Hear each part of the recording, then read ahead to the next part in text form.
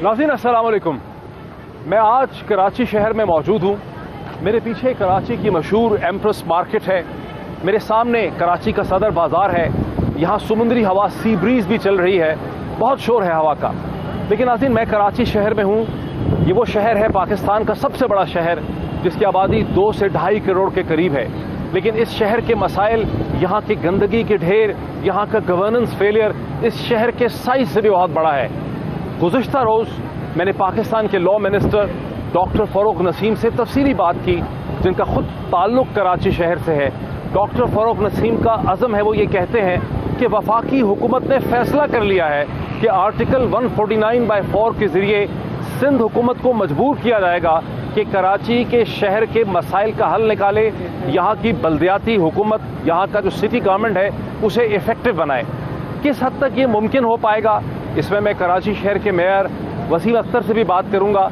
लेकिन सबसे पहले मेरी कोशिश है कि एम्प्रेस मार्केट में, सदर बाज़ार में आम आदमी से, आम शहरी से बात की जाए कि वो इन मसाइल को कैसे देखते हैं। वो समझते हैं कि इन मसाइल का हल वफाकी हुकूमत निकाल सकती है, तो भला कैसे निकाल सकती है। जिस तरह ऊपर से कह रहे तो सही बात है।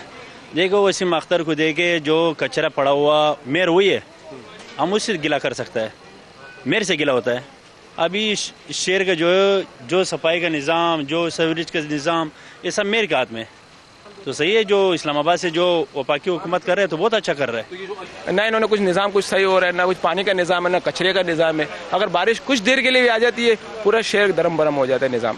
गटर आज देखें, आप इमेजिना रोड कितना मशहूर रोड है, यहाँ अगर कुछ दिन सफाई हो जाती है, 2 दिन बाद फिर इतना गटर बड़ा हुआ होता है, चलना मुश्किल होता है, गाड़ियों के लिए बड़ी परेशानी हो जाती है। इतना शोर है यहाँ पे, तो यहाँ बिजली नहीं है क्या? सर, ये तकरीबन आज से 8 महीने पहले ये मार्केट जब डिमोलिश की थी, इन्होंने बोला था कि ये मार्केट डिमोलिश हो चुकी है। बाहर से सारी ड्राई फ्रूट मार्केट, मुर्गी मार्केट, कपड़ा मार्केट, सब्जी मार्केट, ये सारी टूट गई थी। तो तोड़ने के बाद इन लोगों ने लाइट भी काट दी थी। उसके बाद ये लाइट अभी तक इन लोगों ने, KMC वालों ने बहाल नहीं की। बिजली आती नहीं यहाँ बिजली बिल्कुल नहीं है। 8 महीने तो मेयर कराची ने बोला था कि हम इस मार्केट को अच्छा बनाएंगे। ये एक हिस्ट्री की मार्केट है, बहुत पुरानी मार्केट है। आपने बाहर देखा भी होगा, 1800 मेरे ख्याल में 1840 या 1839 की मार्केट बनी हुई। और अभी तक यानी इन लोगों ने बोला कि हम बहुत इसको अच्छा बनाएंगे, ये करेंगे, वो करेंगे, लेकिन इस मामले में इन लोगों ने कोई कदम नहीं उठाया। अभी तक हम लोगों को इन लोगों ने लाइट नहीं दी है। अच्छा, आप क्या समझते हैं कि वफाकी हुकूमत को क्या करना चाहिए? कैसे सिंध हुकूमत क्या करने की ज़रूरत है? वफाकी हुकूमत सिंध हुकूमत को बोलती है कि हम इनको बजट देंगे, बजट में इतना पैसा सिंध हुकूमत को देंगे। लेकिन सिंध हुकूमत बोलती है कि हमको कोई बजट में पैसा नहीं मिला। और मेयर कराची बोलते हैं कि ये काम सिंध हुकूमत का है। आए दिन इनका यही लगा हुआ है। क्या करना चाहिए वफाकी हुकूमत को कराची की हालात को बेहतर करने के लिए? कराची के हालात बेहतर करने के लिए वफाक को ये चाहिए कि जैसे इन्होंने अली ज़ैदी को अभी इख्तियार दिए थे, थोड़ा अली ज़ैदी से हटाकर खुर्रम शेख ज़मान को अगर इख्तियार दे देते हैं तो खुर्रम शेख ज़मान इस वक्त बेहतर जो है कराची के हालात को बदल सकता है। ये लोग तो कहते हैं क्यों आएगी, 149 की ज़रूरत ही नहीं है। वो तो कोई दहशतगर्दी हो रही हो या कोई मर्डर होता हो, उस वक्त तो किया नहीं। लेकिन अभी तो सफाई का मसला वो कहते इतना इशू नहीं है, लेकिन मैं समझता बहुत बड़ा इशू है। रोड टूटे फूटे पड़े हुए हैं, गटर हर जगह बह रहे हैं और कोई सफाई नहीं है। हम पूछना ये चाहते हैं कि इमरान खान की हुकूमत को क्या करना चाहिए कराची के लिए? इमरान खान की हुकूमत को भाई बहुत महंगाई किया है उसने, बहुत खतरनाक, समझ में नहीं आती है कहानी। है मसाले महंगे किया हुआ है, हर चीज़ महंगी किया हुआ है। बोतलों का रेट बढ़ा दिया है उसने, सिगरेटों का रेट बढ़ा दिया है, हर चीज़ बढ़ा दिया है। कराची के सफाई की हालत तो बहुत ख़राब है। हर जगह जगह गड्ढे हैं, जगह जगह परेशानी है। हमें कोई सुकून नहीं मिला, पूरा दुनिया में पाकिस्तानों को सुकून नहीं मिला। हम मुसलमान पे एक अच्छा खासा जवाल आया हुआ है, हम गूंगे हो गए, गूंगे, मुँह सील लिया हम लोगों ने, आवाज़ नहीं निकलता है, हम बुज़दिल हो गए। समझ ना मेरी अंदर की दुख की बात। इमरान खान हुकूमत कहती है कि हम आप यार कुछ भी नहीं किया है, सारे लॉलीपॉप है। इमरान खान हो कोई और हो, ये सब अपना जेब भरते हैं। ये जो एक कहता है वफाक कहता है, एक सिंध हुकूमत कह रही है हमारा मसला नहीं है, वो मुस्तफा कमाल साहब कह रहे हैं हमें दे दिया जाए। तो कुछ ऐसा कुछ होना चाहिए कि कराची की आवाम के लिए आप सोचें। हम मेरे ख्याल से शायद हर आदमी अपने लिए सोच रहा है। और जितना आपने मीडिया ने हाईलाइट किया है, मेरे ख्याल से ज़िंदगी वो लोगों को पता ही चलता कि हम कराची वाले किस हालात से गुजर रहे हैं। ये इमरान खान साहब को ये करना चाहिए कि कराची की जितनी भी सिटी थी ना, पहले 30 साल जो है ना MQM ने हुकूमत किया है। MPA की जो सीटें होती थी वो MQM के पास होती थी, वो आप लोग अपना काम करते थे अपने इलाकों में। अब जो कराची की 14 MNA और 22 MPA की सीटें वो PTI के पास है। ये उनकी जवाबदारी है कि अपने अपने इलाकों में काम करे, वो नहीं कर रहे हैं, उनको फंड मिल रहा है। वफाक चाहे तो डेफिनेट कराची के हवाले से बहुत सारे काम हो सकते हैं, लेकिन कोशिश करनी चाहिए डिस्प्यूट के बगैर, क्योंकि कराची वैसे ही मुश्किलात का शिकार है और सियासत की वजह से ज़्यादा मुश्किल में चला गया है। कोशिश तो होनी चाहिए कराची में डेवलपमेंट प्रोग्राम शुरू किए जाते, कराची के मामलात को ठीक किया जाता, कराची के ऊपर पैसा खर्च किया जाता। लेकिन कराची हमने कहा ना हमेशा से सियासत की नज़र हो जाता है। आजकल फिर हम यही देख रहे हैं, वफाक हो, सिंध गवर्नमेंट हो, सिटी गवर्नमेंट हो, डेली टीवी पे आके बहुत शोर शराबा हो रहा है। लेकिन यह हकीकत है कि अभी तक किसी ने कराची के लिए कुछ नहीं किया बातों के अलावा। तो मेरी ये रिक्वेस्ट है आप लोगों से कि अगर वफाक काम करना चाहता है तो उसको वेलकम करना चाहिए, अगर सूबा काम करता है तो उसको वेलकम करना चाहिए, अगर सिटी गवर्नमेंट काम करती है तो उसको भी वेलकम करना चाहिए, और काम करने के लिए किसी किस्म का इख्तलाफ नहीं होना चाहिए। फेडरल गवर्नमेंट का एक बहुत बड़ा रोल हो सकता है और एक बहुत बड़ा रोल है। वफाक को ये सोचना चाहिए कि जब कराची में एक हब है, माशी हब है आपका, और कराची बिल्कुल एक पोर्ट सिटी भी है। दुनिया में जहाँ भी पोर्ट सिटी होती है वो बड़ी खूबसूरत होती है, और कराची वही शहर होगा मेरा ख्याल है पोर्ट सिटी के हिसाब से कि जो इतना गंदा नहीं।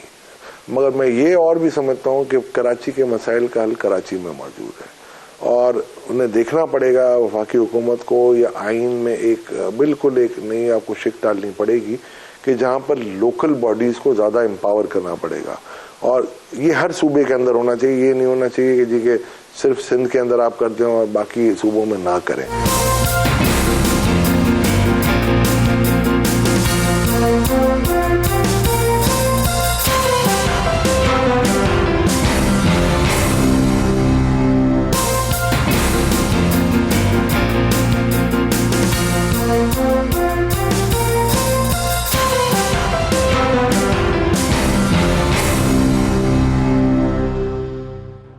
नाज़रीन, अब मैं मौजूद हूँ मेयर कराची जनाब वसीम अख्तर साहब के साथ।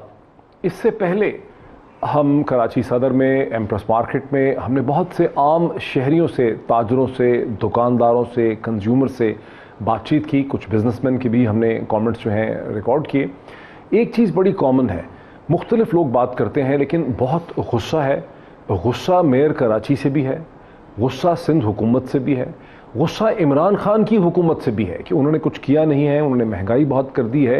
मेयर कहते हैं कि मैं बेबस हूँ, मैं बेचार हूँ, मेरे पास कोई इख्तियारात नहीं है। सिंध हुकूमत से करप्शन और इनसेंसिटिविटी का जो है वो बहुत ज़्यादा गुस्सा है।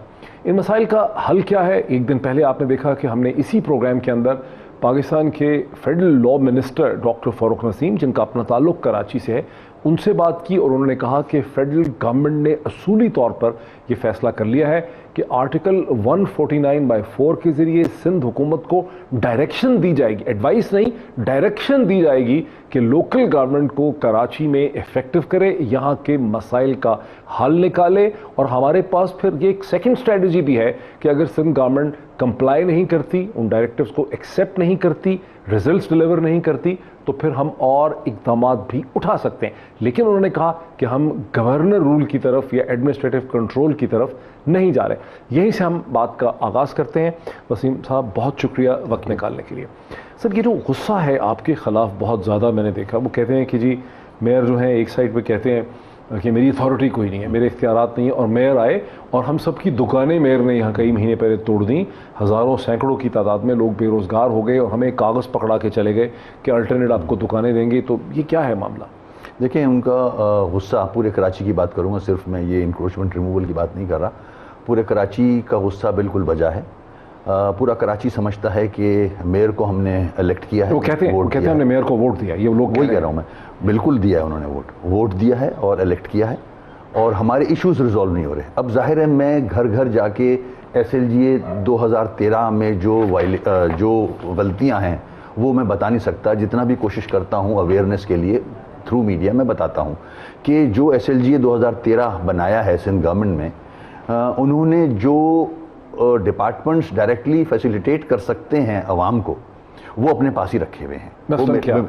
वाटर बोर्ड, पानी का मसला, सीवेज अपने पास रखा हुआ है सिंध गवर्नमेंट ने, पानी का मसला सिंध वाटर बोर्ड भी उनके पास है, सीवरेज एंड वाटर बोर्ड उनके पास है, और वेस्ट डिस्पोजल भी, सॉलिड वेस्ट मैनेजमेंट बोर्ड उनके पास है, जो डायरेक्टली आदमी को एक सुकून प्रोवाइड कर सकता है। वो मेरे पास नहीं है। कचरा उठाने की जिम्मेदारी मेरे पास नहीं है, पानी की जिम्मेदारी मेरे के पास नहीं है, सीवरेज की जिम्मेदारी मेरे के पास नहीं है, ट्रांसपोर्ट की जिम्मेदारी मेरे पास नहीं है। सिंध हुकूमत तो कहती है ये सारे काम मेयर ने करने हैं, सड़कों की सफाई, कचरा, गार्बेज। ऐसा नहीं है ना। 12 तारीख को चीफ मिनिस्टर बोले हैं अगर गवर्नर के साथ, सॉलिड वेस्ट मैनेजमेंट बोर्ड के चेयरमैन चीफ मिनिस्टर साहब हैं, बोर्ड के चेयरमैन चीफ CM साहब हैं, तो मेरे पास नहीं है ये फंक्शन, मेरे पास हैं। मैं आपको इसकी कॉपी दे दूंगा। आपके पास क्या फंक्शन है? मेरे पास जितने कराची के पार्क्स हैं, जो बड़े पार्क्स हैं, वो मेरी जिम्मेदारी है उनको मेंटेन करना। 109 सड़कें हैं, उनकी मेंटेनेंस मेरे पास है। ब्रिजेस एंड अंडरपासेस, उनकी लाइटें, उसके बाद फायर ब्रिगेड डिपार्टमेंट मेरे पास है। 14 हॉस्पिटल्स हैं, उनकी मेंटेनेंस मेरे पास है। मगर मैं किसी भी डिपार्टमेंट की मेंटेनेंस नहीं कर सकता क्योंकि मेरे पास रेवेन्यू नहीं है। जो सिंध गवर्नमेंट मुझे रेवेन्यू देता है वो तनख्वाहों और पेंशन में चला जाता है। लेकिन आपको तो कई अरब रुपए का बजट है आपका। मेरा इस साल का 26 अरब का बजट है। 26 अरब में से 16 अरब जो हैं वो पेंशन और तनख्वाहों में चले जाते हैं। 16 अरब रुपए। उसमें जो ADP आ रही है वो भी इंक्लूडेड है। वो 3.25 अरब की ADP है जो कभी पूरी मिलती है कभी नहीं मिलती। पिछले साल का 4th क्वार्टर मुझे सिंध गवर्नमेंट ने नहीं दिया। ब्लॉक एलोकेशन, वो कहते हैं कि बारिशों से पहले उन्होंने आपको 50 करोड़ रुपए दिए। सुप्रीम कोर्ट के ऑर्डर्स पे सिंध गवर्नमेंट ने, सुप्रीम कोर्ट ने मुझसे पूछा कि नाले साफ करना आपकी जिम्मेदारी है। मैंने बोला जी मेरी है, तो करें। मैंने बोला मेरे पास फंड्स नहीं है। उन्होंने ऑर्डर किया सिंध गवर्नमेंट को, 50 करोड़ रुपए दिए, 70 करोड़ बाकी हैं अभी। सुप्रीम कोर्ट के ऑर्डर्स हैं। पूरे साल का एग्रीमेंट किया हमने। पूरे तो साल की क्या वजह है कि 50? मैं एक्सप्लेन कर दूं। 38 नाले हैं ना, 38 जो नाले हैं, 38 नाले हैं, वो आपके थे। आपको सिंध हुकूमत ने पैसे दिए, लेकिन अली जैदी ने चंदा इकट्ठा किया आपके साथ मिलके उन नालों को साफ करने के लिए। फ्रंटियर वर्क्स ऑर्गेनाइजेशन इसको समझना पड़ेगा। ये क्या वजह हो गई? इसको समझना 50 करोड़ आपके पास थे, अली जैदी के पास 6-7 करोड़ थे खाली। हाँ, मगर वही मैं बता रहा हूँ, इसको मैं समझाना चाह रहा हूँ वंस फॉर ऑल कि 50 करोड़ सुप्रीम कोर्ट ने गवर्नमेंट ऑफ सिंध से दिलवाए। एक एग्रीमेंट किया हमने, सारी कोडल फॉर्मेलिटीज सेपरा की पूरी की हमने, किसी को कॉन्ट्रैक्ट अवार्ड किया, उसने पूरे साल ये 38 नाले साफ किए। मगर ये सोल्यूशन नहीं है। जब तक कचरे का डिस्पोजल नहीं होगा, कचरा 60% नालों में जाता है। पूरा कराची का सीवरेज नालों में जाता है। ये वाटर बोर्ड की जिम्मेदारी है। 50 करोड़ कब दिए इन्होंने आपको? 1 साल पहले। अच्छा, 1 साल पहले दिए? 1 साल पहले। ये अभी की बात नहीं, अभी नहीं। अच्छा, 30 जून 2019 को एग्रीमेंट खत्म हो गया है वो। ठीक है। वो 50 करोड़ उधर एक्सपेंडिचर भी मैं सबमिट कर नहीं हुए ना साहब? नहीं, वो नहीं हुए। देखिए, क्योंकि अभी जब अली जैदी ने कचरा निकाला तो वो कचरा निकाल के दिखा रहा है सबको, साइडों पर रख दिया उसने सारा, जो फ्रंटियर वर्क्स। तो अगर जो जिसको आपने कॉन्ट्रैक्ट दिया था उसने तो फिर कचरा निकाला नहीं ना? ऐसा नहीं है। Try to understand. कचरा मैं आज निकालूं, हाँ, 2 हफ्ते बाद उतना ही कचरा वापस आ जाता है। वो कैसे? जो कराची का गार्बेज है 60% नालों में डाल दिया जाता है। इस वजह से आता। क्यों?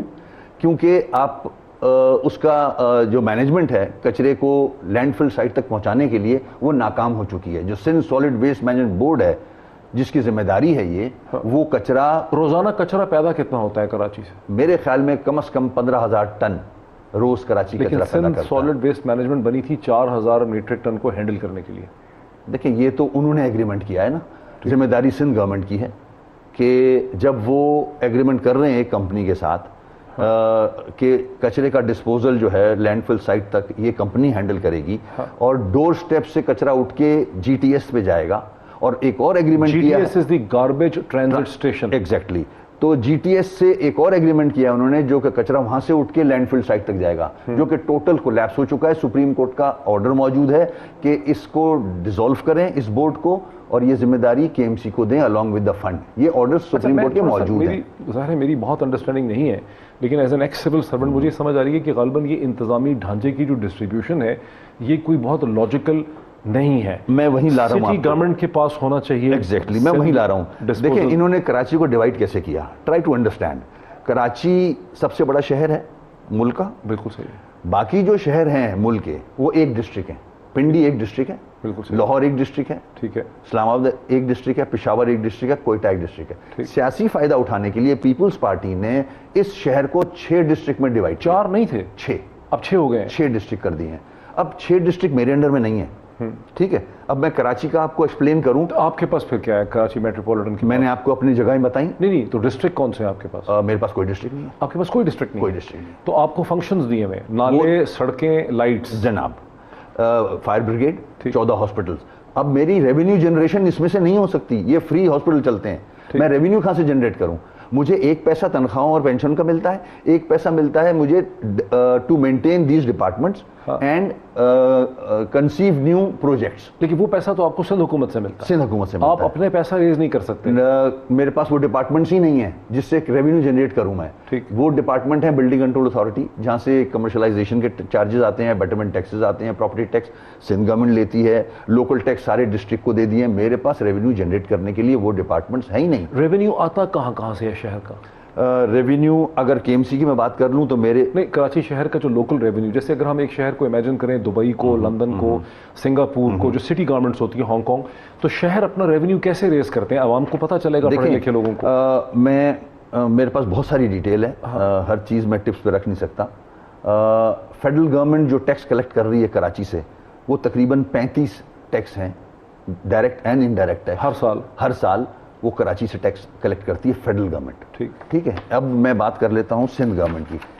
33 टैक्सेस ऐसे हैं जो सिंध गवर्नमेंट कराची से, 35 टैक्सेस के अलावा जो फेडरल गवर्नमेंट इकट्ठे, जनाब फेडरल गवर्नमेंट 35 टैक्स जमा करती है कराची से, 33 सिंध गवर्नमेंट टैक्स जमा करती है कराची से।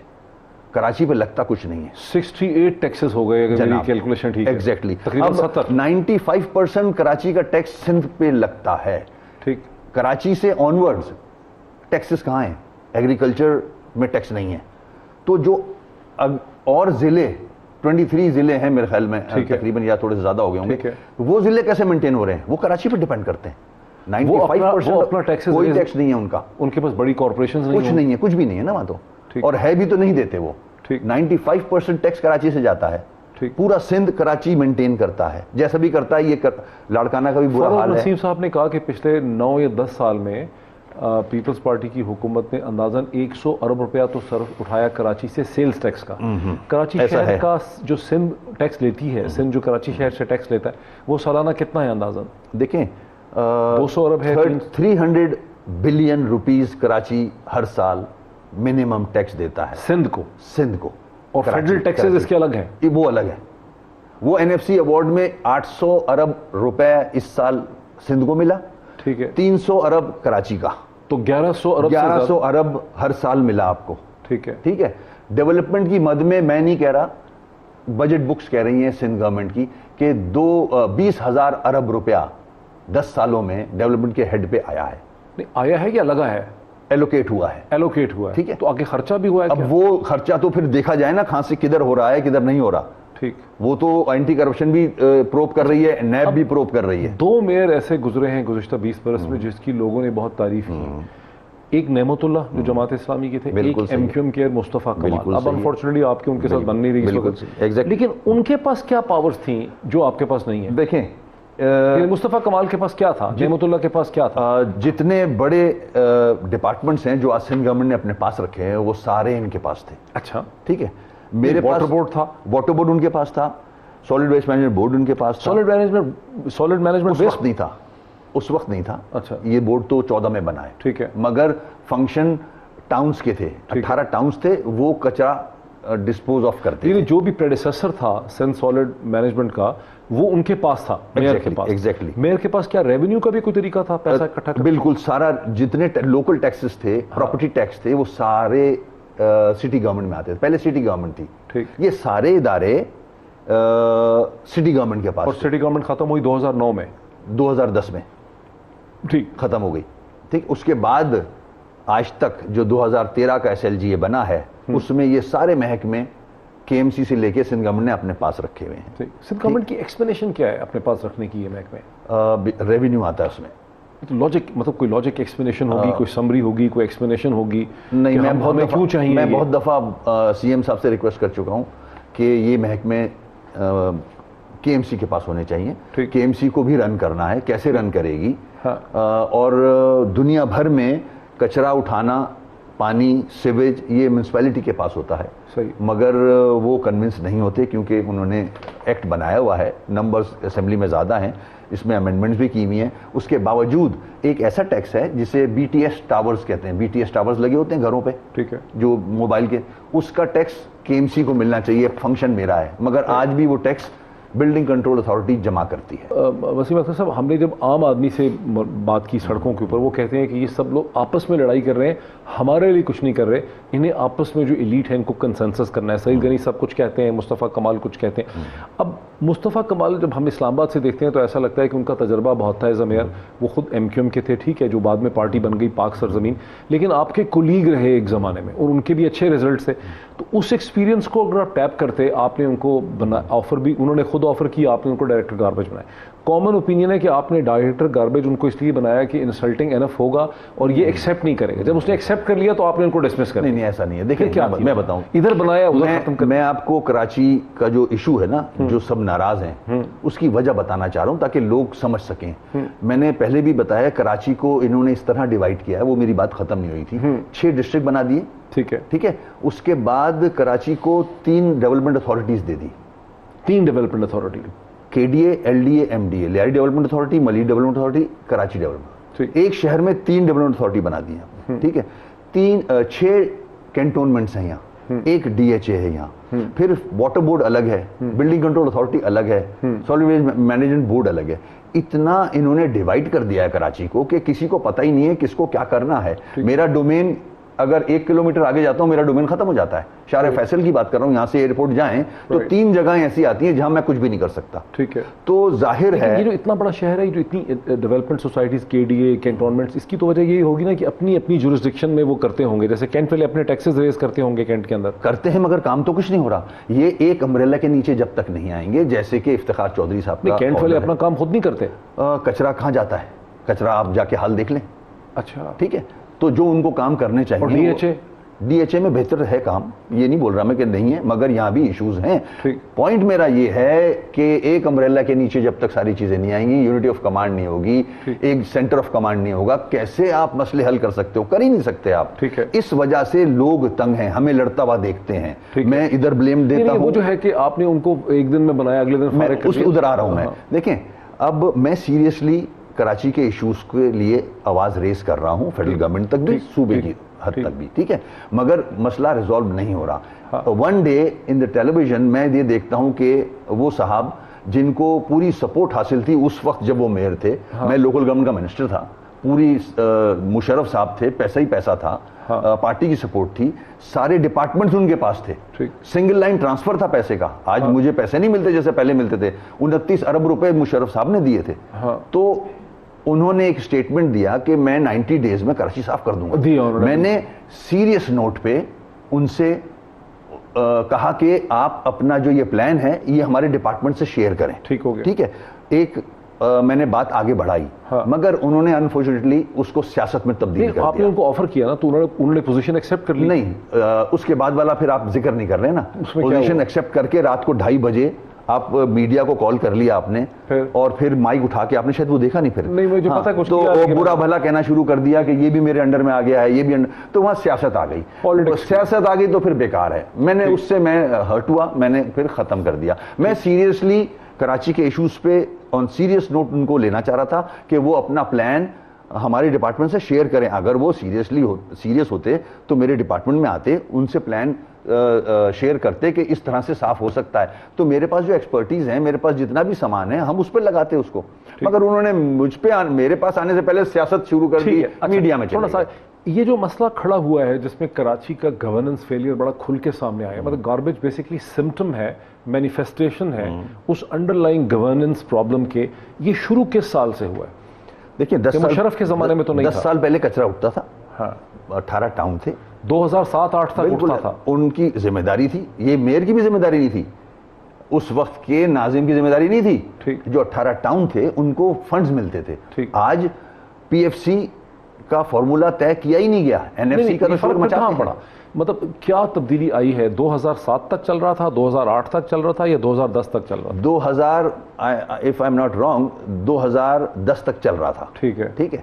शहर साफ हो रहा था, साफ हो रहा था, बाय एंड लार्ज कचरा उठ रहा था, नाले कोई कंप्लेन नहीं थी ना, कोई कंप्लेन नहीं थी, क्योंकि 18 टाउन के अंदर टाउन की जिम्मेदारी थी कचरे को लैंडफिल साइट तक पहुंचाए। उनको ड्यू शेयर मिल रहा था पैसे का। ठीक।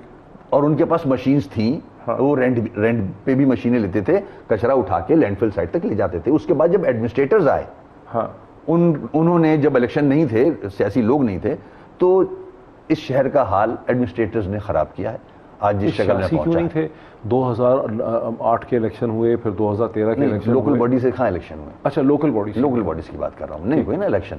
ठीक। तो लोकल बॉडी से लोग इलेक्टेड नहीं, वो एडमिनिस्ट्रेटर थे, वो एडमिनिस्ट्रेटर्स थे, गवर्नमेंट के ऑफिसर्स थे, वो चला रहे थे। इस शहर का सत्यानाश उस दौर में आज तक हो रहा है।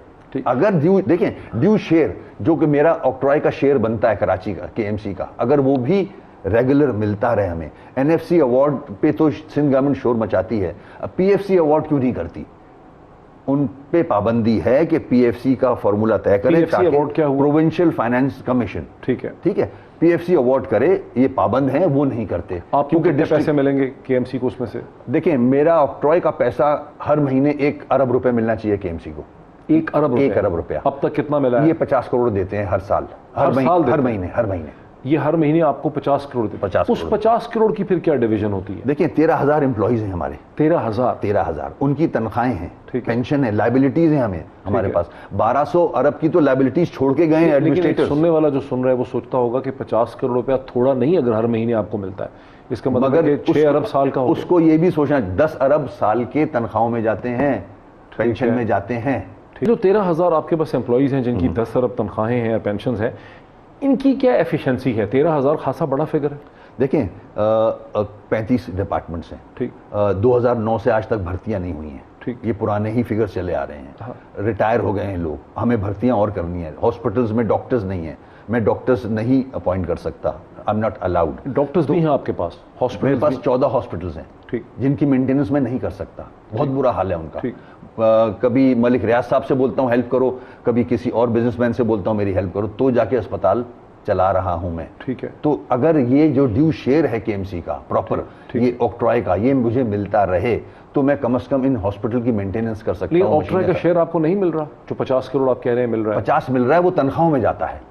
आप समझते हैं कि अंदाजन 1 अरब वहां से अगर मिले? जनाब, ठीक। अगर वो 1 अरब मुझे ड्यू शेयर जो केएमसी का बनता है, रेगुलर इकट्ठा होता है, जो वो 50 करोड़ जो सिंध गवर्नमेंट अपने पास रखती है, मेगा प्रोजेक्ट्स के नाम से कराची में डेवलपमेंट कराती है। ठीक। वो फंक्शन केएमसी का है। ठीक है। पीडी अपॉइंट करके क्रेडिट लेने के लिए वो पैसा मुख्तलिफ सड़कें बना देती है वो। ठीक। मैं एक ब्रेक ले लूं। नाज़रीन, एक ब्रेक लेते हैं। ये बहुत ही इंटेंस, इंफॉर्मेटिव, दिलचस्प डिस्कशन है। ब्रेक के बाद हम इस चीज़ पे भी आते हैं कि आर्टिकल 149/4 में क्या मुमकिन है, वफाकी हुकूमत कैसे मदद कर सकती है कराची की, आफ्टर द ब्रेक।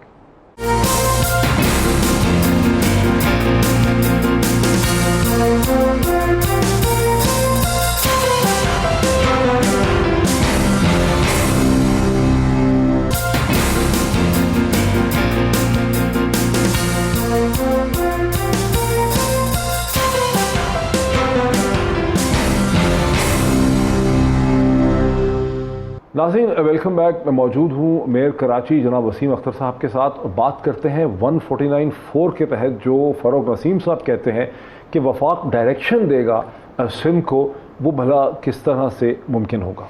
देखें, बिल्कुल आज कल यही डिस्कशन चल रहा है। मैं इससे पहले एक चीज़ और ज़रा क्लियर करना चाह रहा हूँ अपने नाजरीन को कि वो जो 50 करोड़ का एक स्टेटमेंट दे दिया जाता है टेलीविज़न पे, मुख्तलिफ सियासी जमात के लोग आके दिए हैं, मेयर दिए हैं। देखिए, वो 50 करोड़ सुप्रीम कोर्ट के ऑर्डर पे दिए गए और वो पिछले साल दिए गए। ठीक है, पूरा साल एक एग्रीमेंट करके वो 50 करोड़ से ये नाले साफ हुए।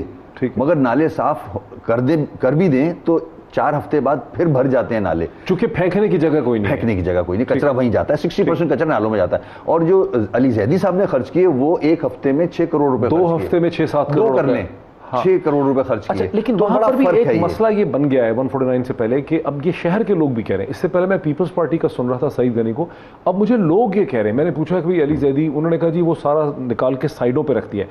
तो लोग ये भूल गए हैं कि उन्होंने नाले साफ किए हैं बारिश का जो तूफान था उससे बचाने के लिए, लेकिन वो जो वहां पे अब कचरा सड़कों की साइडों पे पड़ा है या पार्क्स में, उसका क्या करना है? अब वो उठाया जा रहा है, ठीक, और लैंडफिल साइट पे ले जाया जा रहा है, क्योंकि उसको वहां रखना पड़ता है टू गेट इट ड्राई। अच्छा, वो जब तक सूखता नहीं, जब तक नहीं उठाते, गीला होता है इसलिए नहीं उठा के ले जाते। ठीक है, क्योंकि गीला भारी होता है। एग्जैक्टली, ठीक है। अच्छा, अब जो फरोग नसीम कहते हैं, जिनका ताल्लुक आपकी पार्टी से, 149 का काफी डिस्कशन चल रहा है। देखें, जो हाल है आपने भी देखा, आपके कैमरे ने भी देखा, कराची कहाँ पहुंच चुका है। मेजर इश्यूज हैं पानी, सीवरेज, कचरा एंड ट्रांसपोर्ट। ये मेजर इश्यूज हैं इस शहर के, और ये 10 सालों से मल्टीप्लाई हो रहे हैं। वफाक क्या कहेगा सिंध को? देखें, वफाक की जिम्मेदारी बनती है, वो तो उन्होंने साबित कर दिया कि कॉन्स्टिट्यूशनल है, वो कह सकते हैं। ठीक है, लेकिन क्या अब क्या करो? वफाक कम से कम डायरेक्शन तो देगा कि हाल यहां पहुंच गया है, फंडामेंटल राइट्स की वायलेशन हो रही है, लोग बीमार हो रहे हैं, गंदा पानी पी के, कंटमिनेशन है, कचरे की वजह से बीमार हो रहे हैं, अस्थमा फैल रहा है। ठीक है, तो इसको देखते हुए वफाक अगर 149(4) इंप्लीमेंट करता है, डायरेक्शन देता है, और डायरेक्शन देगा ना, लिख के साफ करो, शहर को साफ करो, ये इश्यूज रिजॉल्व करें। आप पैसे ले रहे हैं, टैक्सेस ले रहे हैं कराची से, ठीक है, वो टैक्सेस कहां जा रहे हैं? एक सवाल तो आता है ना, कि आप ऑडिट में बताएं ये 300 अरब कराची का, 800 अरब एनएफसी का जाता कहां है? ठीक है, इसके बाद सिर्फ डायरेक्शन ही नहीं है, डायरेक्शन तो दे दी, उसके बाद सवाल उठते हैं। नहीं करता सिंध, डायरेक्शन ले लेते हैं, कहते हैं कर रहे हैं, हो नहीं रहा। उसके साथ 140A भी है, 140A आर्टिकल, जिसमें आप एडमिनिस्ट्रेटिव पावर्स आपको नीचे, आप पाबंद हो नीचे देने के लिए, फाइनेंशियल पावर्स, पॉलिटिकल पावर्स नीचे देने हैं आपको सिंध गवर्नमेंट को, जो कि नहीं दे रहे। फरोग नसीम खुद कह रहे हैं कि हम गवर्नर राज या एडमिनिस्ट्रेटिव कंट्रोल नहीं लेंगे, हम 149(4) के जरिए ऑपरेट 149 एडमिनिस्ट्रेटिव कंट्रोल नहीं देता, ना गवर्नर राज की तरफ डायरेक्शन देता है सिर्फ। और इतना ह्यू एंड क्राई जो मचाया है सिंध गवर्नमेंट ने, उनका मेरे ख्याल में सियासी लोग हैं, डाइवर्जन है, देना चाह रहे हैं अवाम को, अपने ऊपर जितने करप्शन के केसेस बने हुए हैं, चार्जेस बने हुए हैं, लोगों को वो सिंध कार्ड खेलने वाली बात है, सारे कॉम्प्रस्तों को फिर वहीं लेके आ गए हैं। लेकिन पीपल्स पार्टी की तनकीद के अलावा मैं अक्सर जो टेलीविजन पे हमारे मीडिया एनालिस्ट और कमेंटेटर हैं, उनके भी मैंने कमेंट सुने। वो कहते हैं कि जी देखिए, सिर्फ कचरे का या गंदगी का कह के भला आप कैसे ये कह सकते हैं कि सिंध को, जब आपने टेररिज्म के लिए 149(4) यूज़ नहीं किया। तो मुझे ज़रा हमारे नाज़रीन को ये बताया ना कि वो क्या इश्यूज़ होंगे जिसकी बुनियाद पे सेंटर 1, 2, 3 ये कहेगा सिंध को कि आप ये भी करें, ये भी करें, ये भी करें। देखिए, 4 इश्यूज तो बड़े हैं, वो क्या जो कि शॉर्ट टर्म आपको फौरन करने हैं। मैंने बताया गार्बेज का डिस्पोजल, पानी, कचरा, सीवेज, ट्रांसपोर्ट। ठीक है, साफ पानी मुहैया करना है, गार्बेज उठाना है, डिस्पोजल होना चाहिए, रेगुलर, नाले ठीक करने हैं, ट्रांसपोर्ट देना है। ये टैक्स दे रहा है शहर, ठीक है, वो टैक्स जा कहां रहा है? दूसरा सवाल आता है, डायरेक्शन अपनी जगह, हाँ, उस 149(4) की डायरेक्शन अपनी जगह, मगर एक सवाल उठता है कि जब जो पैसे आ रहे हैं वो जा कहां रहे हैं? ठीक, उस 149(4) में लॉ एंड ऑर्डर और मैटर रिलेटेड टू फाइनेंसेस वो मौजूद है। तो आपसे फिर सवाल किया जा सकता है कि ये पैसे जा कहां रहे हैं? आप ये तो बताएं पाकिस्तान को, फेडरल गवर्नमेंट को, कि वो पैसे जाते कहां हैं? या तो लाड़काना डेवलप हो रहा है, वहां दूध की नहरें बह रही हैं, ऐसा भी नहीं है, आप जाके देखें, डिजास्टर, मतलब वहां तो कुछ भी नहीं है, ये तो फिर पेरिस है। ऐसा कुछ नहीं है, कुछ भी नहीं है, कुछ भी नहीं है। देखिए, स्टेटमेंट सुप्रीम कोर्ट के रिमार्क्स मौजूद हैं, सबसे करप्ट तरीन सूबा, ये मैं नहीं कह रहा, सुप्रीम कोर्ट कह रहा है। हाँ। तो प्रोब तो करना होगा किसी को। नहीं तो आप समझते हैं कि वफाक जो है, फरोग नसीम से भी मेरी क्या से हमने यही पूछा था, क्या वफाक सिंध से ये पूछ सकता है कि भाई आपको एनएफसी अवार्ड के 800 अरब रुपए दिए, उसका क्या हुआ? आपने 300 अरब रुपए कराची से इकट्ठे किए टैक्सेस के, उसका क्या वफाक ये पूछेगा? देखिए जब हालात ये हो जाएं कराची के, ठीक, कि हर आदमी चीख रहा है, आपने इंटरव्यू किया, सब नाराज हैं, हाँ, ठीक है, बहुत नाराज, तो फंडामेंटल राइट्स की वायलेशन तो हो गई ना, खौफनाक, तो पूछा जाना चाहिए, ठीक, सकता नहीं है, पूछा जाना चाहिए ये पैसे खर्च कहाँ हो रहे हैं। ठीक, सिंध कॉपरेट नहीं करता, फिर क्या करेगा सेंटर? क्या ऑप्शन है वो तो वो डिसाइड करेगा, कैबिनेट डिसाइड करेगी। नहीं, वो तो फरूक नसीम ने कल ही कहा हमारे प्रोग्राम में कि भी हम ना तो गवर्नर राज की तरफ जाएंगे, ना हम एडवाइस करेंगे, ना हम कोई एडमिनिस्ट्रेटिव कंट्रोल लेंगे, जब कोई टीथ ही नहीं है 149(4) मेरे ख्याल में तो टीथ लग रहा है, मुझे नजर आ रहा है, जब भी तो इतना परेशानी है इसमें। सिंध गवर्नमेंट परेशान क्यों है? अगर 149(4) जो कॉन्स्टिट्यूशन में अगर आप उसको देखें वो तो सिर्फ डायरेक्शन की बात कर रहा है, तो इतना शोर क्यों मच रहा है? ठीक, क्यों मच रहा है? They are worried of what? क्योंकि आगे सवालात और आएंगे, ये पैसा जा खा रहा है, ठीक है, ये पैसा लग क्यों नहीं रहा? ठीक है, आवाम को साफ पानी मिलता क्यों नहीं? सिविल सिस्टम ठीक क्यों नहीं कर रहे? आप ट्रांसपोर्ट 10 साल से हुकूमत कर रहे हो, एक बस ऐड नहीं किया आपने ट्रांसपोर्ट में, ठीक, तो सवाल तो बनता है। ठीक। अच्छा, अब ये थोड़ा सा जो हमारे पास चंद मिनट है, कराची की आबादी तकरीबन 2 से 2.5 करोड़ है, ये एक पोर्ट सिटी है, स्ट्रेटेजिकली लोकेटेड है, अरेबियन सी के माउथ के ऊपर है, दुबई, दोहा सब अंदर करके हैं। जो ऑयल टैंकर होता है या जो एक मर्चेंडाइज शिप होता है उसको $1.5 लाख, $2 लाख का मजीद तेल बर्न करना पड़ता है जब वो जबल तारिक यानी दुबई में कहीं पहुंचता है। ये शहर पहले अपने सेक्टेरियन एथनिक कॉन्फ्लिक्ट में डेवलप नहीं हो सका 80s और 90s में, अब इसके और एडमिनिस्ट्रेटिव प्रॉब्लम है। क्या किया जाए? You are now the mayor for the past 2 years plus, 3 years plus, क्या किया जाए कि इस शहर को इसका तारीखी जोग्राफियाई मुकाम मिल सके? बहुत बड़ी ह्यूमन फोर्स है, चूँकि 2 करोड़ की आबादी है, उसमें बहुत नौजवान हैं, कॉलेजेस हैं, स्कूल्स हैं, यूनिवर्सिटीज़ हैं, सस्ती HR है, ह्यूमन रिसोर्स भी अवेलेबल है।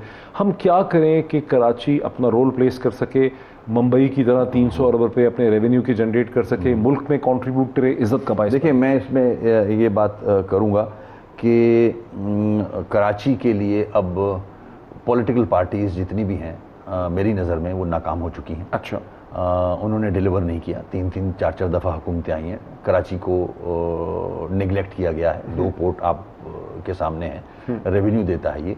अब यहाँ के लोगों को प्रेशर बिल्डअप करना चाहिए, बिजनेस कम्युनिटी को प्रेशर बिल्डअप करना चाहिए, इंजीनियर्स, डॉक्टर्स। बिजनेस कम्युनिटी तो इतना डरती है कि हमने कैमरा भेजा 3-4 बड़े बिजनेसमैन के पास, उन्होंने कहा भाई सिंध हुकूमत हम अगर कुछ भी बोलेंगे तो ये तो मसला आप खुद हमें सेंसिटिव लग रहा है। अब आप खुद सोच, ये बड़े बिजनेसमैन की मैं बात कर रहा हूँ जो अरबपति हैं। ये सिस्टम, ये जो 2013 का SLGA बनाया है ना, ये इस तरह से डिवाइड किया गया है कि लोगों को बिल्कुल समझ में ही नहीं आ रहा कि ये सिस्टम चलेगा कैसे। मैं एक चीज़ और बताऊं आपको, अगर यही अथॉरिटीज़ और यही फंक्शंस अगले इलेक्शन में भी इलेक्टेड लोगों को देने हैं तो अगला इलेक्शन ना कराया जाए, वेस्ट ऑफ मनी है वो। ठीक, यही अगर अथॉरिटीज़ पावर्स देनी है, बेकार है, वेस्ट ऑफ मनी है, कोई रिजल्ट नहीं निकलेगा, कोई चेयरमैन, वाइस चेयरमैन कुछ भी डिलीवर नहीं कर सकता। हमारे पास 5 मिनट है, अगर हम एक इमेजिनेटिव फ्रेमवर्क खड़ा करें, क्योंकि आइडियाज़ में बड़ी पावर होती है। अगर हमें कराची को मुंबई की तरह बनाना है या उसको हांगकांग, सिंगापुर बनाना है, तो 1, 2, 3, 4 क्या स्टेप्स हमें उठाने होंगे? देखिए, फर्स्ट ऑफ ऑल, जैसे कि मैंने कहा, गवर्नमेंट्स नाकाम हो चुकी हैं। ठीक है, ठीक है, 10 साल से पीपल्स पार्टी है, कराची का हाल नहीं, पूरे सिंध का हाल देख लें क्या हाल है। जो 11 साल से जो लोग सफ़र कर रहे हैं उनको खड़ा होना होगा, चाहे वो मैंने कहा इंजीनियर्स, डॉक्टर्स, स्टूडेंट्स, प्रोफेशनल्स, जितने उनको आवाज़ उठानी होगी। Enough is enough. देखिए, हमने भी गलतियां की हैं, हमारे पास बहुत पावर था, मगर हमने उस पावर को जिस तरह इस्तेमाल करना चाहिए था नहीं किया। For the betterment of the city नहीं कर सके, फेल हुए हम। तो लड़ते रहे ना, वो अलग बात है, वो सभी लड़ते रहे। अगर मैं पीछे चले जाऊं तो जहाज पीपल्स पार्टी ने अगवा कराया था, उसको छोड़ दें, आगे चलते हैं, पीछे को छोड़ दें। हाँ। आगे जाने के लिए कुछ लोगों को बैठना होगा। प्राइम मिनिस्टर साहब आए कराची, CM साहब को लेके नहीं आए, उन्होंने इस हफ्ते आना था, आना चाहिए उनको। CM को लेके बैठे, मुझे साथ लें, हमारे पास इश्यूज टिप्स पे हैं, कैसे रिजॉल्व होगा हमें पता है, कैसे रिजॉल्व होगा वो करें। स्ट्रेटेजिक कमेटी बनी है जिसको फरूक नसीम हेड करते हैं, जिसका सिंध बाइकआउट कर रहा है। CM कहते हैं मुझे इसका बताया ही नहीं किसी ने, मुझे अखबार से पता चला। तो ये कमेटी कुछ कर सकती है? देखें, कमेटी प्राइम मिनिस्टर साहब को, कैबिनेट को सजेस्ट करेगी, ठीक है, कि ये इश्यूज हैं, इनको short term, mid term, long term इस तरह हल किया जाता, मगर जब तक वफाक पैसे नहीं देगा मसले हल नहीं होंगे। वो तो सिंध हुकूमत कह रही है वफाक ने 12 अरब दिए हैं, 3 अरब दिए हैं, 162। देखिए, वो NFC का उनका आपका झगड़ा है, वो झगड़े की जड़ भी मैं बता दूं आपको, आपका सेंसस ही ठीक नहीं हुआ। ठीक, आपका NFC अवार्ड सेंसस में मिलता है आपको। आप 1 करोड़ 40 लाख की आबादी बता रहे हो, 3 करोड़ से ऊपर की आबादी है ये। हाँ, मतलब 3 करोड़ से ऊपर 3 करोड़ के ऊपर की आबादी है ये। तो आप जब अपना फिगर ही गलत बता रहे हैं कि 3 करोड़ की सर, नादरा का डेटा जो है वो 2.5 करोड़ का है कराची से। नादरा का डेटा चेक कर लें। ठीक। तो जब तक सही सेंसस नहीं होगा, सही पैसे नहीं मिलेंगे इस सूबे को, फिर सूबा नीचे डिवॉल्व नहीं करेगा, पैसे नहीं देगा, PFC अवार्ड नहीं देगा, तो ये इश्यूज तो खड़े होंगे। वंस फॉर ऑल सब मिलके बैठें, प्राइम मिनिस्टर साहब आए, CM साहब को लेके बैठें और इंस्टीट्यूशंस के लोग बैठ जाएं ताकि चीजें रिजॉल्व हों। ये आम सिटी नहीं है, ये फैसलाबाद नहीं है, ये लाहौर नहीं है, ये कराची है। 2 पोर्ट हैं। ये कराची 65% देता है रेवेन्यू इस्लामाबाद को, 95 सिंध को देता है। इसको जिस डाल पे बैठे हैं उसी को काट रहे हैं आप लोग। अच्छा, नहीं, इसे एक इफेक्टिव सिटी गवर्नमेंट बनाने के लिए क्या करना होगा? ये सिंध सूबा है, इंप्लीमेंट कर लें। कोर्ट के ऑर्डर मौजूद हैं, इफ्तिखार चौधरी साहब के कोर्ट के ऑर्डर सुप्रीम कोर्ट के मौजूद हैं कि एक अम्ब्रेला के नीचे सारे अथॉरिटीज जब तक नहीं आएंगी ये मसले हल नहीं। वो अथॉरिटीज कौन कौन सी हैं? मैंने आपको गिनवाई, दोबारा 6 कैंटोनमेंट्स हैं, ठीक है, DHA है, ठीक है, और जितने नाम लिए जो बिल्डिंग कंट्रोल अथॉरिटी है, वाटर बोर्ड है, सॉलिड वेस्ट मैनेजमेंट बोर्ड है, ट्रांसपोर्ट है, ये जब तक एक अम्ब्रेला के नीचे नहीं आएंगी। पूरी दुनिया में है ये, कोई नया कोई रॉकेट साइंस नहीं है ये, पूरी दुनिया ऐसे चल रही है। मगर यहाँ सियासी फायदे उठाने के लिए आपने 6 डिस्ट्रिक्ट बना दिए शहर में, ठीक है, और फिर 3 अथॉरिटीज बना दी, ठीक है, और फिर इनकॉर्पोरेटेड लोग जो हैं वो रख दिए गए हैं जिन्होंने डिपार्टमेंट्स का सत्यानाश किया हुआ है। अच्छा, अब इसमें एक बहुत बड़ा मसला ये होगा कि पीपल्स पार्टी को यहाँ पे कोई बहुत बड़ी इलेक्टोरल सपोर्ट नहीं है। इस वक्त यहाँ पे 2 ही जमातों को इलेक्टोरल सपोर्ट नज़र आती है, या PPP है, सॉरी, या PTI है, या MQM है। ये दोनों यहाँ अर्बन पार्टी। तो जाहिर है कि फिर PPP कैसे कोऑपरेट करेगी जब वो यहाँ से उनको पॉपुलर सपोर्ट ही नहीं है सड़क पे। मैं समझता हूँ they are incompetent government, bad governance की मिसाल नहीं मिलती। अगर ऐसा था, वोट बैंक अगर कराची का नहीं है, लाड़काना का तो है। लाड़काना में क्या हो रहा है जाके तो देखें, पानी कहाँ है। सही, तो वहां तो सारा वोट बैंक इनका है, वहां क्या कर लिया इन्होंने? फेल्ड गवर्नमेंट, बैड गवर्नेंस की बता रहा हूं। इससे ज्यादा बड़ी मिसाल मिल नहीं सकती जो हाल 10 सालों में इन्होंने पूरे सिंध का किया है। ठीक, वाइंडिंग अप, पहला इंपॉर्टेंट स्टेप आप समझते हैं कि वजीर आजम इमरान खान को earliest United nation general assembly से वापस आने के बाद उनको कराची में आके 2-3 दिन यहाँ बैठना चाहिए, 1 हफ्ता यहाँ रहें, और तमाम मीटिंग्स करें, भले रात हो जाए, पूरी रात बैठना पड़े। कराची मजाक नहीं है, कराची के लोग सफ़र कर रहे हैं, बीमारियां फैल रही हैं, यहाँ वाटर राइट्स हो सकते हैं आगे चल के, इसको सीरियस लें और तमाम स्टेक होल्डर्स के साथ बैठें। और फिर फंड्स, ऐसा नहीं है कि 10 अरब फॉरेन फेडरल गवर्नमेंट नहीं दे सकती, दे सकती है। कहीं से भी करके आप कराची को पैसे दें, एक जो भी उसको ओवरसी करने के लिए बना दें, आप नैब के लोग डाल दें उसमें, 5 कोर के लोग डाल दें उसमें, ताकि यूटिलाइजेशन ऑफ फंड सबके सामने हो।